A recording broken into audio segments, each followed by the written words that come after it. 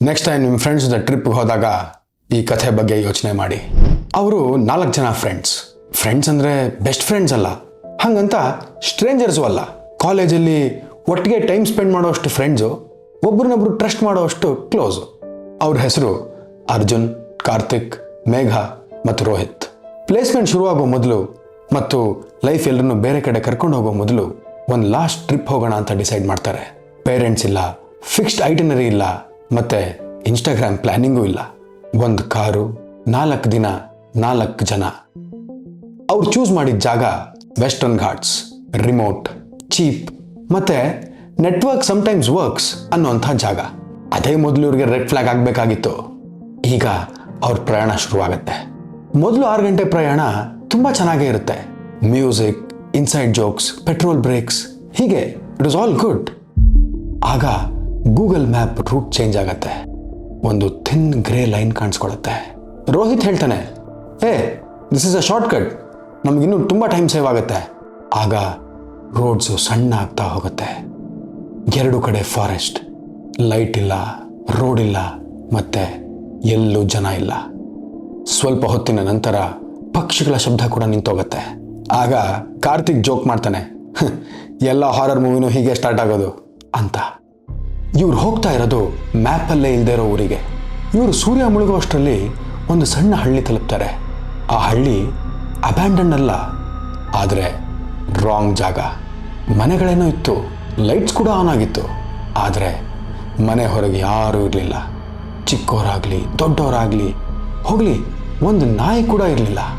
ಹಳ್ಳಿ ಪೂರ್ತಿ ಶಾಂತವಾಗಿತ್ತು. ಹಳ್ಳಿ ಕೊನೆ ಬೀದಿಲಿ ಒಂದು ಲಾಡ್ಜ್ ಅಂತ ಬೋರ್ಡ್ ಇತ್ತು. ಆ ಲಾಡ್ಜ್ ಬೋರ್ಡಲ್ಲಿ ಹೆಸರಿಲ್ಲ, ಫೋನ್ ನಂಬರ್ ಇಲ್ಲ, ಅಲ್ಲಿ ಯಾರು ಏನು ಗೊತ್ತಿಲ್ಲ. ಇವರು ಕಾರ್ ಪಾರ್ಕ್ ಮಾಡಿ ಲಾಡ್ಜ್ ಓನರ್ ಹತ್ರ ಹೋಗ್ತಾರೆ. ಅಲ್ಲೊಬ್ಬ ಮಧ್ಯವಯಸ್ಕ ವ್ಯಕ್ತಿ ತುಂಬ ತೆಳ್ಳಗಿರ್ತಾನೆ, ಮತ್ತೆ ಅವನ ಕಣ್ಣುಗಳನ್ನು ಮಿಟುಕಿಸ್ತಾನೆ ಇರಲಿಲ್ಲ. ಆ ಕಾರ್ ನೋಡಿದ ತಕ್ಷಣ ಆ ಲಾಡ್ಜ್ ಓನರ್ ಕೇಳ್ತಾನೆ, 4 ಜನನಾ? ರೋಹಿತ್ ತಲೆ ಅಲ್ಲಾಡಿಸ್ತಾನೆ. ಅವನು ಹೆಸಿಟೇಟ್ ಮಾಡ್ತಾನೆ. ಆಮೇಲೆ ಸ್ಲೋ ಆಗಿ ಹೇಳ್ತಾನೆ, ಕತ್ಲಾದ್ಮೇಲೆ ಯಾರು ಹೊರಗೆ ಹೋಗಬೇಡಿ ಅಂತ. ಅಲ್ಲಿ ಇವ್ರು ಉಳ್ಕೊಂಡಿರೋ ಮೊದಲನೇ ರಾತ್ರಿ 2 ರೂಮ್ಗೆ 2 ಜನ. ಆ ರೂಮ್ಗಳಲ್ಲಿ ವೈಫೈ ಇಲ್ಲ, ನೆಟ್ವರ್ಕ್ ಇಲ್ಲ, ಟಿವಿ ಇಲ್ಲ. ಆದರೆ ಆ ರೂಮ್ ಗೋಡೆಗಳ ಮೇಲೆ ಕೆಂಪು ಬಣ್ಣದಲ್ಲಿ ಒಂದು ರೂಲ್ ಬರೆದಿರ್ತಾರೆ, lock the door before sleeping ಅಂತ. ಕಾರ್ತಿಕ್ ಇದನ್ನು ನೋಡಿ ಒಂದು ಫೋಟೋ ತಗೋತಾನೆ. ಆಗ ಮೇಘ ಕೇಳ್ತಾಳೆ, ಏನಿದು ಅಂತ. ಆಗ ಕಾರ್ತಿಕ್, ಕಂಟೆಂಟು ಬ್ರೋ ಅಂತ ಹೇಳ್ತಾನೆ. ರಾತ್ರಿ 11:30 ಆಗುತ್ತೆ. ಎಲ್ಲರೂ ಮಲಗಿರ್ತಾರೆ. ಆಗ ಸಡನ್ನಾಗಿ ಪವರ್ ಕಟ್ ಆಗುತ್ತೆ. ಪೂರ್ತಿ ಕತ್ಲು, ಫಾರೆಸ್ಟ್ ಸೈಲೆನ್ಸ್. ಆಮೇಲೆ ಒಂದು ಹೆಜ್ಜೆ ಶಬ್ದ ಕೇಳಿಸುತ್ತೆ. ಹೊರಗಡೆ ಅಲ್ಲ, ಹೋಟೆಲ್ ಕಾರಿಡಾರ್ನಲ್ಲಿ. ಇದನ್ನು ಕೇಳಿಸ್ಕೊಂಡ ರೋಹಿತ್ ಬಾಗಿಲು ಓಪನ್ ಮಾಡ್ತಾನೆ. ಕಾರಿಡಾರಲ್ಲಿ ಯಾರೂ ಇರಲ್ಲ, ಆದರೆ ನೆಲ ಎಲ್ಲ ಒದ್ದೆ ಆಗಿರುತ್ತೆ. ಯಾವುದೋ ಹೆಜ್ಜೆ ಗುರುತು ಅವ್ರ ಡೋರ್ ಮುಂದೆನೆ ಬಂದು ನಿಂತ್ಕೊಂಡಿರೋ ಥರ ಇರುತ್ತೆ. ರೋಹಿತ್ ಇದನ್ನೆಲ್ಲ ನೋಡಿ ಸ್ವಲ್ಪ ಗಾಬರಿಯಾಗಿ ಮಲ್ಗಕ್ಕೆ ಹೋಗ್ತಾನೆ. ಅವತ್ತೇ ಮಧ್ಯರಾತ್ರಿ 2:17ಕ್ಕೆ ಮೇಘ ಜೋರಾಗಿ ಕಿರ್ಚ್ತಾಳೆ. ಆಗ ಎಲ್ಲರೂ ಮೇಘನ್ ರೂಮ್ ಬಾಗಿಲ ಹತ್ರ ಓಡೋಗ್ತಾರೆ. ಆದರೆ ಡೋರ್ ಒಳಗಿಂದ ಲಾಕ್ ಆಗಿತ್ತು. ಇವರೆಲ್ಲ ತುಂಬ ಕಷ್ಟಪಟ್ಟು ಡೋರ್ನ ಮುರಿದು ಹಾಕ್ತಾರೆ. ಒಳಗೆ ನೋಡಿದ್ರೆ ಮೇಘ ಬೆಡ್ ಮೇಲೆ ಒಬ್ಬಳೇ ಕೂತಿದ್ದಾಳೆ. ಅವಳು ಕೂತಿರೋ ಬೆಡ್ ಮೇಲೆ ತುಂಬ ರಕ್ತ ಇರುತ್ತೆ, ಆದರೆ ಆ ರಕ್ತ ಅವಳದಲ್ಲ. ಗೋಡೆ ಮೇಲೆ ರಕ್ತದಿಂದ ಏನೋ ಬರೆದಿರ್ತಾರೆ. ಅದೇನು ಅಂದರೆ ಡೋಂಟ್ ಕೌಂಟ್ ಅಸ್ ಅಂತ. ಆ ರಾತ್ರಿ ಇವ್ರು ಯಾರೂ ಮಲಗೋದಿಲ್ಲ, ಎಲ್ಲರೂ ಎಚ್ಚರವಾಗೇ ಇರ್ತಾರೆ. ನೋಡ್ತಾ ಇದ್ದ ಹಾಗೆ ಬೆಳಗಾಗೋಗುತ್ತೆ. ಪಕ್ಷಿಗಳ ಶಬ್ದ, ಸೂರ್ಯನ ಕಿರಣ, ಎಲ್ಲರೂ ಎದ್ದು ಆಚೆ ಬರ್ತಾರೆ. ಹಳ್ಳಿ ಮತ್ತೆ ನಾರ್ಮಲ್ ಆಗೇ ಇರುತ್ತೆ. ಆಗ ರೋಹಿತ್ ಮೇಘ ಹತ್ರ ಬಂದು ಕೇಳ್ತಾನೆ, ನೆನ್ನೆ ರಾತ್ರಿ ಏನಾಯ್ತು ಅಂತ. ಆಗ ಮೇಘ ತಾನೇನು ನೋಡೇ ಇಲ್ವೇನೋ, ತನಗೇನು ಗೊತ್ತೇ ಇಲ್ವೇನೋ ಅನ್ನೋ ಥರ ಬಿಹೇವ್ ಮಾಡ್ತಾಳೆ. ಅಷ್ಟೊತ್ತಿಗಾಗಲೇ ರಕ್ತದಲ್ಲಿ ಬರ್ದಿರೋದ್ರನ್ನ ಲಾಡ್ಜ್ ಅವನು ಕ್ಲೀನ್ ಮಾಡಿಬಿಟ್ಟಿರ್ತಾನೆ. ಆಗ ಅರ್ಜುನ್ ಬಂದು ಆ ಓನರ್ನ ಕೇಳಿದಾಗ ಓನರ್ ಹೇಳ್ತಾನೆ, ನೀವು ಇಲ್ಲಿ ಉಳ್ಕೋಬಾರ್ದಾಗಿತ್ತು. ಅವರು ಮನುಷ್ಯರನ್ನು ಫಾಲೋ ಮಾಡಲ್ಲ, ಕಾರ್ಗಳನ್ನು ಫಾಲೋ ಮಾಡ್ತವೆ. ಇವ್ರು 4 ಜನ ಆ ತಕ್ಷಣದಲ್ಲಿಂದ ಹೊರಡೋದಕ್ಕೆ ಪ್ಲ್ಯಾನ್ ಮಾಡ್ತಾರೆ. ಆದರೆ ಕಾರ್ ಒಳಗೆ ಕೂತ್ಕೊಂಡಾಗ ಕಾರ್ ಸ್ಟಾರ್ಟೇ ಆಗೋದಿಲ್ಲ. ಆಚೆ ಬಂದು ನೋಡಿದಾಗ ಕಾರಿನ ಬ್ಯಾಟ್ರಿ ಡೆಡ್ ಆಗಿರುತ್ತೆ.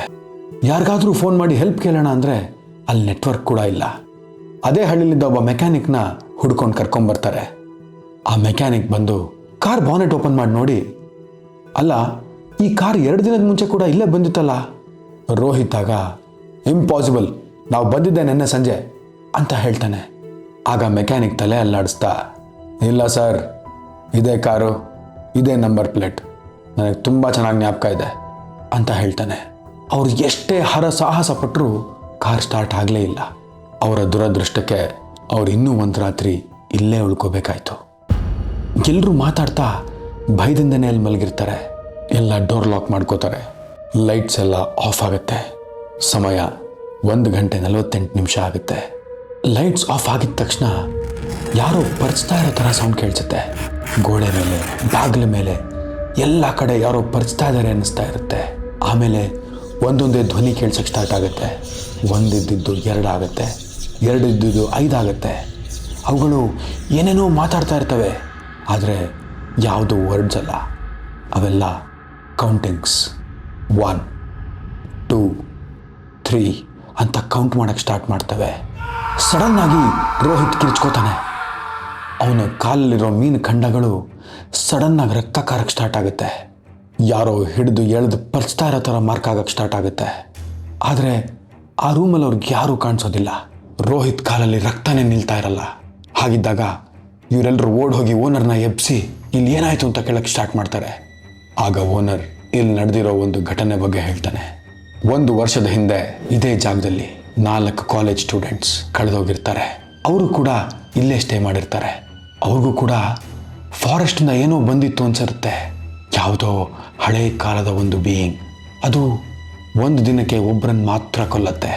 4ನೇ ದಿನ ಆದಮೇಲೂ ಕೂಡ 4 ಜನ ಬದುಕಿದ್ರೆ ಆ ಕಾಡು ಅವರನ್ನು ಎಳ್ಕೊಂಡ್ಬಿಡುತ್ತೆ. ಮತ್ತೆ ಓನರ್ ಹೇಳ್ತಾನೆ, ಈ ಘಟನೆ ರಿಪೀಟ್ ಆಗತ್ತಾ ಅಥವಾ ರೀಪ್ಲೇಸ್ ಆಗತ್ತಾ ನನಗೂ ಗೊತ್ತಿಲ್ಲ. ಅದಕ್ಕೆ ನಿಮ್ಮ ಕಾರ್ ಮೊದಲು ಕೂಡ ಇಲ್ಲೇ ಇತ್ತು ಅಂತ ಆ ಮೆಕ್ಯಾನಿಕ್ ಹೇಳಿದ್ದು. ಇದನ್ನೆಲ್ಲ ಕೇಳಿಸ್ಕೊಂಡು ಮೇಘ ಅಳೋದಕ್ಕೆ ಸ್ಟಾರ್ಟ್ ಮಾಡ್ತಾಳೆ. ಇದನ್ನೆಲ್ಲ ರೆಕಾರ್ಡ್ ಮಾಡ್ತಾ ಇರಬೇಕಾದ್ರೆ ಕಾರ್ತಿಕ್ ಕ್ಯಾಮ್ರಾ ಮೈಕಿಂದ ಏನೋ ಒಂದು ಪಿಸು ಧ್ವನಿ ಕೇಳಿಸುತ್ತೆ. ಇದೆಲ್ಲ ಕೇಳಿಸ್ಕೊಂಡು ಈ ಹುಡುಗರು ಭಯ ಪಟ್ಕೊಂಡು ಮತ್ತೆ ಎಲ್ಲರೂ ಒಂದೇ ರೂಮ್ಗೆ ಹೋಗಿ ಸೇರ್ಕೋತಾರೆ. ಹೀಗಿದ್ದಾಗ ಸಡನ್ನಾಗಿ ಕಾರ್ತಿಕ್ ಕಿರ್ಚಾಡೋದಕ್ಕೆ ಸ್ಟಾರ್ಟ್ ಮಾಡ್ತಾನೆ. ಏನಾಗ್ತಾ ಇದೆ ಅಂತ ಅರ್ಥ ಮಾಡ್ಕೊಳ್ಳೋಷ್ಟರಲ್ಲಿ ಕಾರ್ತಿಕ್ ದೇಹ ರೂಫ್ ತನಕ ಹಾರ್ಕೊಂಡು ಹೋಗಿ ಅವನ ದೇಹ ಪುಡಿ ಪುಡಿ ಆಗೋಗುತ್ತೆ. ಅವನ ರಕ್ತ ಇಡೀ ರೂಮಲ್ಲೆಲ್ಲ ಸ್ಪ್ರೆಡ್ ಆಗೋಗಿರುತ್ತೆ. ಇದನ್ನು ನೋಡಿದಂತಹ ಮಿಕ್ಕಿದ 3 ಜನ ಆ ಜಾಗದಿಂದ ಓಡಕ್ಕೆ ಸ್ಟಾರ್ಟ್ ಮಾಡ್ತಾರೆ. ಜೋರಾಗಿ ಕಿರ್ಚ್ಕೊಂಡು ಓಡ್ತಾ ಇರಬೇಕಾದ್ರೆ ಅವ್ರಿಗೆ ದಾರಿ ಮಿಸ್ ಆಗೋಗಿ ಕಾಡೊಳಗೆ ಹೊಟ್ಟೋಗಿರ್ತಾರೆ. ಕಾಡೊಳಗೆ ಓಡ್ತಾ ಓಡ್ತಾ ಓಡ್ತಾ ಹೋದಾಗ ಕಾರ್ತಿಕ್ ಜೋರಾಗಿ ಕಿರ್ಚ್ತಾ ಇದ್ದವನ್ನ ಸಡನ್ನಾಗಿ ಯಾರೋ ಹಿಡಿದು ಹೇಳ್ಕೊಂಡಂಗೆ ಕಾರ್ತಿಕ್ ಅಲ್ಲಿಂದ ಮಾಯ ಆಗಿ ಹೋಗ್ತಾನೆ. ಕಾರ್ತಿಕ್ ಸತ್ತಿದ್ದನ್ನು ನೋಡಿ ಮಿಕ್ಕಿದ 3 ಜನನೂ ಕಾಡೊಳಗೆ ಓಡಕ್ಕೆ ಸ್ಟಾರ್ಟ್ ಮಾಡ್ತಾರೆ. ಓಡ್ತಾ ಓಡ್ತಾ ಅವ್ರಿಗವ್ರು ಎಲ್ಲಿದ್ದಾರೆ ಅಂತಲೇ ಗೊತ್ತಾಗೋದಿಲ್ಲ. ಹೀಗೆ ಕಿರ್ಚಾಡ್ಕೊಂಡು ಓಡ್ತಾ ಇರಬೇಕಾದ್ರೆ ಸಡನ್ನಾಗಿ ಅರ್ಜುನ್ನ ಹಿಡ್ಕೊಂಡು ಯಾರೋ ಎಳ್ದಂಗಾಗತ್ತೆ. ಅರ್ಜುನ್ ವಾಯ್ಸ್ ಅಲ್ಲೇ ನಿಂತು ಹೋಗುತ್ತೆ. ಮತ್ತೆ ಅರ್ಜುನ್ ಮಾಯ ಆಗೋಗ್ತಾನೆ.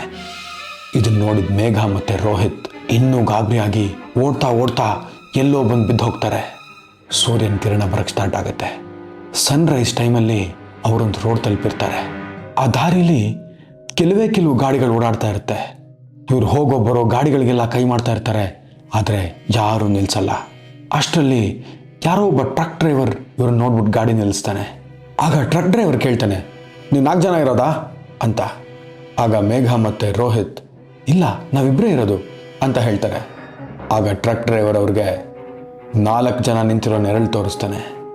ಇದನ್ನು ನೋಡಿ ಮೇಘ ಮತ್ತು ರೋಹಿತ್ ತುಂಬ ಗಾಬರಿಯಾಗಿ ಆ ಟ್ರಕ್ ಡ್ರೈವರ್ ಹತ್ರ ರಿಕ್ವೆಸ್ಟ್ ಮಾಡಿಕೊಂಡು ವಾಪಸ್ ಅವ್ರ ಮನೆಗಳಿಗೆ ಡ್ರಾಪ್ ತಗೋತಾರೆ. ಇದಾದಮೇಲೆ ಮೇಘ ಮತ್ತು ರೋಹಿತ್ ಪೊಲೀಸ್ ಕಂಪ್ಲೇಂಟ್ ಕೂಡ ಕೊಡ್ತಾರೆ. ಆಗ ಪೊಲೀಸರು ಹೋಗಿ ಸರ್ಚ್ ಮಾಡಿದಾಗ ಯಾವುದೇ ಕಾರ್ ಇರಲ್ಲ, ಯಾವುದೂ ಹಳ್ಳಿ ಇರಲ್ಲ, ಮತ್ತು ಮೋಸ್ಟ್ ಇಂಪಾರ್ಟೆಂಟ್ಲಿ ಅಲ್ಲ ಲಾಡ್ಜೇ ಇರಲ್ಲ, ಫಾರೆಸ್ಟ್ ಮಾತ್ರ ಇರುತ್ತೆ. 6 ತಿಂಗಳ ನಂತರ ಮೇಘ ಸೂಸೈಡ್ ಮಾಡ್ಕೋತಾಳೆ. ಆ ಸೂಸೈಡ್ ನೋಟಲ್ಲಿ it still counts at night ಅಂತ ಬರೆದಿಟ್ಟು ಹೋಗಿರ್ತಾಳೆ. ಈಗ ರೋಹಿತ್ ಮಾತ್ರ ಬದುಕಿದ್ದಾನೆ.